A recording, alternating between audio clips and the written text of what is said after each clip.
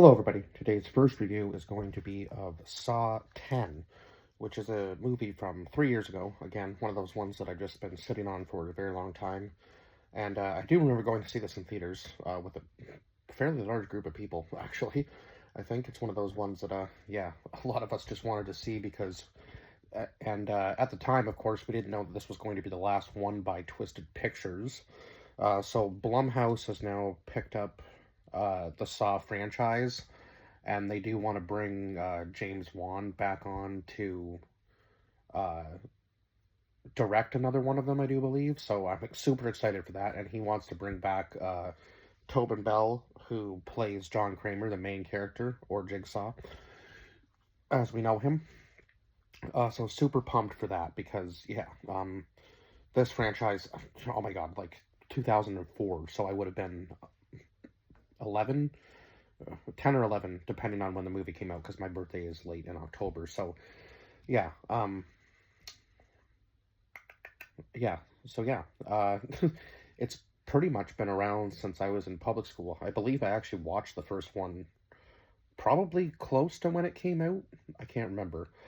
Um, but yeah, I've always been a huge horror movie person, especially when it comes to stuff like this. It's like I guess you could consider this slasher, but also like kind of like in a thriller and psychological sense too, because he is an architect, but also he is a bit of a psychopath, but also like he's smart about it in the way that he goes about it. Like he doesn't actually kill the people on his own. He gives them like a choice, like it's a game to him, right?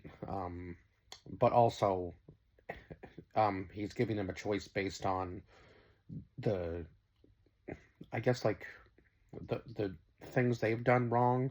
So he's kind of giving them like a redemption in a sense. It's such a weird thing to or such a weird thing to explain, I guess, if you've never seen the movies. But yeah, definitely, it's been a wild storyline for sure, with a lot of twists and turns. I think in like the first, what was it, seven movies? And then of course we had like Jigsaw and Spiral, and then Saw 10. So I think that's how it went. Was the first seven, and then yeah, what movies were in between there? Because there would have had yeah eight. No, oh, yeah, I guess because yeah, Spiral and then Jigsaw, or was it Jigsaw and then Spiral?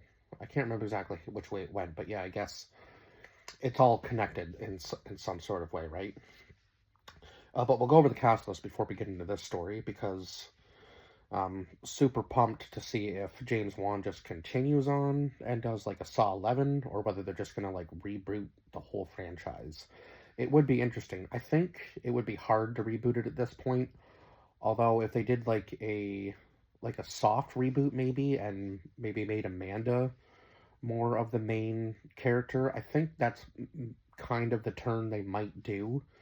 If they do decide to do like a Saw 11, I feel like that would be a good closer, and then kind of maybe resurrect the series a little bit with Amanda being the one behind it all, because she has kind of had her own like time in the limelight a little bit throughout the series. So I would say that would be good, because it's kind of like a passing of the torch for the next person to run the games, right? So yes, John Kramer, or sorry, Tobin Bell returning as John Kramer, Shawnee Smith as Amanda Young, who is yeah like his predecessor, um, uh, Sneeve Makodi Lund, I want to say is how you pronounce that name, played Cecilia Pedersen. Stephen Brand played Parker Sears. Renata Vecca, who played Gabriella. Joshua Okamoto, who played Diego. Um, Octavia Hinojosa, or Hinojosa, I guess, who played Mateo. Uh,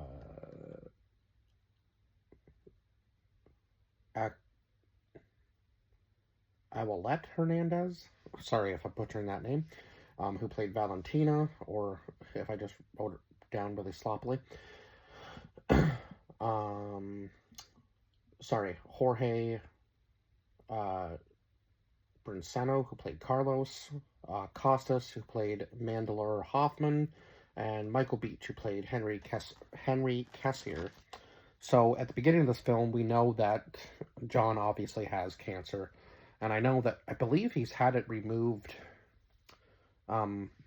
once before in one of the earlier movies, or they tried to remove it anyway, or they got enough of it that he could, live a much longer, happier life as far as that goes. It's been so long since I've seen these movies that I might have to go back and watch the series again, just to remember exactly. I think that was in the third one, wasn't it, where they tried to remove the cancer, and I can't remember if they thought they got it or weren't able to get it all. It's been like I said, it's been so long since I've seen these movies that yeah. So yeah, I will have to sit down and watch them again, because it would be interesting to kind of go over the storyline again and just see exactly how everything kind of takes place and leads up to this. I think I will do that, but it might be a while before I do that because I've got such a long list to go through. But anyhow, in this one, yeah, he seems to be not doing so well, obviously, and he seems desperate at this point, kind of. So you kind of feel for him a little bit, even though, he really shouldn't be, in a sense, because of the stuff that he does, obviously, but in a way, it's kind of not him. I mean, it's him who puts the people in these situations, but it's also, in a weird sense, you don't feel bad for the people that he's doing it to because they have also done wrong. So it's yeah, it's a very, very gray area, I suppose. But anyhow, he hears about this treatment from one of the people in his, I guess, cancer support group. So that would be Henry. Henry tells him about going over to Norway and being in complete, like he's completely healthy now. What do they call that? Is it remission? No, that's not right. Or maybe it is. Yeah, I think it is. Yeah, like his cancer's in complete remission. He's fine. This cocktail or whatever that this doctor comes up with has completely cured him, so on and so forth. So of course, at this point, John's pretty desperate. He seems to kind of, have decided to give up his life, obviously, as, Jigsaw.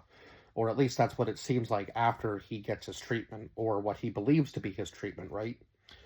So when he goes back to thank one of the girls that was staying there, that greeted him, I guess, at the door, Gabriella, to, deliver her a gift, because she also gave him a gift, he realizes that the door's wide open to the place he was staying in when he was, kind of supposed to be, taking it easy and healing, so on and so forth, and then obviously drinking the cocktail or whatever to help him. It was mixed with painkillers so that he wouldn't feel any pain for a couple of weeks, and then kind of just keep taking it as recommended, right?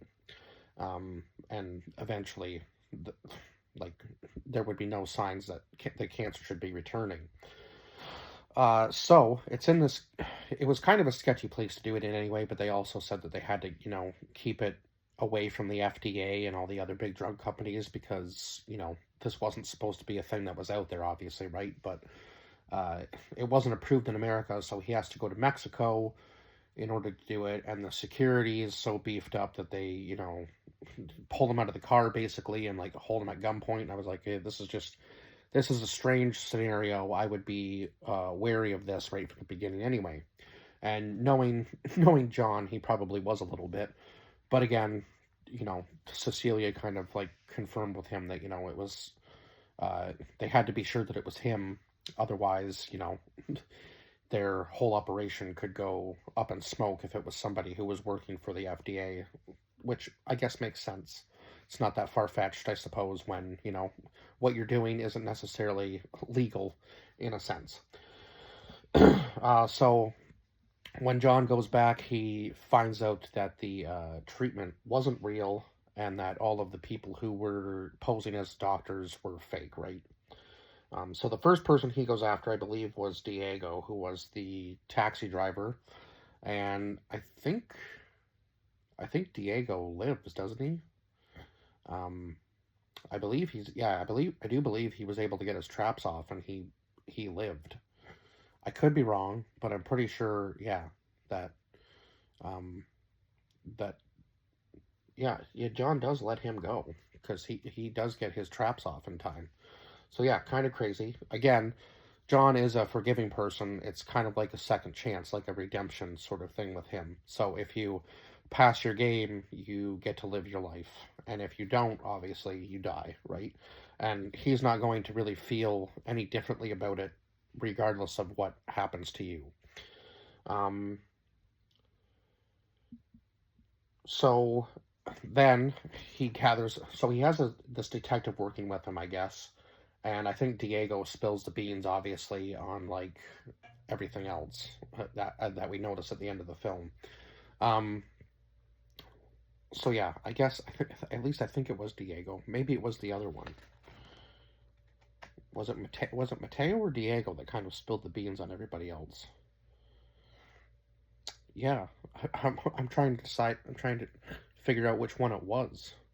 Couldn't have been Mateo because Mateo had no idea until he got into the room and then tried to plead with Kramer, right? That it wasn't him at all. It was all Cecilia that put it together.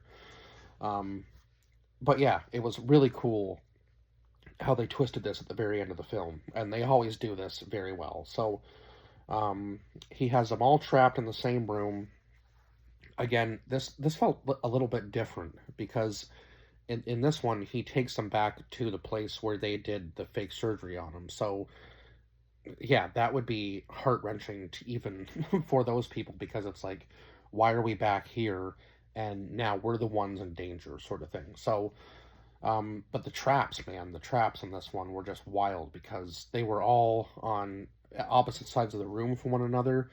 And of course, they had to kind of watch each other play their game and watch each other die. So that was a little bit more wild, I think, to me than some of the other movies where, they're all kind of playing together and working through the traps as opposed to, just having to watch each other do their own thing. And, are they going to make it? Are they not? Like, of course, it seems like everybody's kind of rooting for one another, but at the end of the day, you can kind of tell that Cecilia doesn't really care because she's like egging them on to do it, and even knowing that they might not make it to the end. Now, maybe she has a little bit of remorse for what she's done because obviously she's screwed a lot of people out of their money, right? But she's been doing this for 8 years, and I'm not really sure if her father was even aware of what she was doing, and if her father's even like aware of this operation she's running. Um, Now, again, she is using her father's face on the website, so I'm assuming that Cecilia's father might have actually been running some sort of operation on his own and he was curing people because she does plead with Kramer at one point about, she can bring her father here and he can actually help him. Now, at this point, Kramer's not going to believe, anything that she says anyway, so it's pointless, right? Um, but yeah, Gabriella kind of seemed like the most innocent person, but also she knew what was going on anyway, and yeah, again, she was just kind of there to make the money so that she could fund for her drugs, right? Um, that's basically all she wanted out of it was drug money, which is kind of, again, selfish thing to do because you know that all of these people aren't actually getting cured, and yeah, it's just, yeah, you're just screwing a whole bunch of people out of money, but she was obviously taking a cut of it in order to, continue her addiction, I suppose. So, of course, the first trap was what was it called? Like, it was like a saw of some sort, but it was like a wire that could cut through bone pretty easily.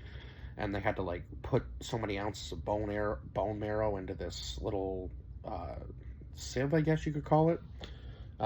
So that fails. So Valentina, unfortunately, was the first to go, and then I believe, yeah, it was Mateo that was the second to go. He had to like, so there were little nods to the other movies, obviously, like the spot on the head where he had to cut his skull open and like remove part of his brain, and it deteriorated into the glass and like filled filled part of the trap up. I think with, was it water in order to like, or maybe the dissolved brain tissue, I think, and then it would pop open and give him the key to like the head trap that would basically just melt his face. Um, but unfortunately, he wasn't able to make it either. And then Gabriella did pass her test, but of course, Parker comes into the whole equation after a little bit of the movie, and of course, at first it seems like he probably really doesn't care who lives and who dies, so he's kind of just a standby. And then he holds Amanda and uh, Kramer at gunpoint, or Amanda and John, I guess you could say, at gunpoint. And then you realize that he is with Cecilia, so they've been working together. And of course, Kramer's plan maybe didn't go exactly as he wanted it to, because I believe that at the end of it, he was going to have Cecilia and Parker on the machine that he ended up being on to like choose one of them to keep alive. And of course, the trap was activated by the subject, so it was like bloodboarding basically. So one valve, like you were choosing to keep the other person away from the bloodboarding while you just kept kind of slowly dying yourself. And I believe, obviously, he wanted Parker and Cecilia to be on that, but things went a little awry, obviously. But he always has a backup plan. So when they went to reach for the bag that they thought the money was in the room upstairs, they activated another trap with, I don't know what kind of gas, like some sort of poison gas that would have ended up killing them both. But of course, Parker didn't want to listen to Kramer or Amanda about the fact that eventually Cecilia was going to betray him and kill him too, and that's what ended up happening when they got trapped in the room together. And I'm not exactly sure how she's going to get out of it, but at the very end of the movie, yeah, that was the big trick. Like, he makes them think that they're winning at his own game and then fools them again when the actual bag of money was in the room with Cecilia all along. So if she had just maybe taken a look around instead of being so selfish about herself, and also the fact that she killed Gabriella makes her far worse than even what Kramer does, I would say, because that's just straight up murder without even a choice. And she didn't seem to care that any of the other people, like her colleagues that she had worked with, died. She was like, oh, well, one less person to split the money with. That was basically her whole take on that. So that's also pretty wild. What else can I say? I guess at the very end, they kind of like, who was it? Carlos and Kramer and Amanda all walk into like the sunset together, and that's when they show like the Saw X thing. So I did give this movie a 9 out of 10. I thoroughly enjoyed it. I thought it was, for how long it's been between movies, I thought they did a fantastic job with this one. Like, just, and then of course, the detective that had been helping him ends up finding Henry Kessier again, and they have him set up in a trap because I guess he was saying that like he showed Kramer his scar and said that it was like his war wound, but when he has him in the trap, there is no scar. So yeah, so he was getting duped right from the beginning and didn't even know it before he even went to Mexico. It seems that, they were almost a step ahead of him in a sense, but that's because I guess Cecilia admits that she knew who he was, so she of course was trying to trick him, but he's too smart for that. Like, it's just, yeah, she was definitely a little bit too selfish at the end and didn't even realize that, the money was in the room with her and she could have easily walked away with it. But she just wanted to see everybody die, and unfortunately that's where she lost because, yeah, her own selfish behaviors got the best of her, I would say. And of course, obviously got the best of um, Parker as well, too, right? Because they were both in the room. And then she kind of says it, though. She's like, or was it him? Because he goes, yeah, if you were the last player, then who was supposed to be on that trap with you? And then she grabs the money and all of a sudden realizes, like, oh crap. Um, what have we done now? Because all these lights start going off and then the music starts playing. And I was like, okay, that was smart. Get them in the same room together. And then when the door closed, I was like, damn, like he he got them. It might not have went exactly the way he wanted it to, but he still was able to fool them into thinking that they were the ones who were winning. So, yeah, 9 out of 10 for this movie, and yeah, the little like, uh, I guess you could call it like a mid-credit scene, I suppose, with Kessier in that trap. So that's kind of why I'm thinking they're going to do a Saw 11, and then maybe continue the story on from there. I'm not sure, or maybe maybe we'll just never get a Saw 11 if somebody else takes it over and they just reboot it. It's interesting. It's interesting to think about, though. I'm not really sure where they're going to go with it, but yeah, I hope that they get a Saw 11. I think Blumhouse is one of those ones that really, uh, as far as like the films that they do, I think they really listen to the fans. So, yeah, I would love to see a Saw 11, and of course James Wan doing it. It will be just a chef's kiss. So, yeah, really looking forward to where they go next with the series, and yeah, I guess that's it. I will see you guys in the next review. Bye bye for now.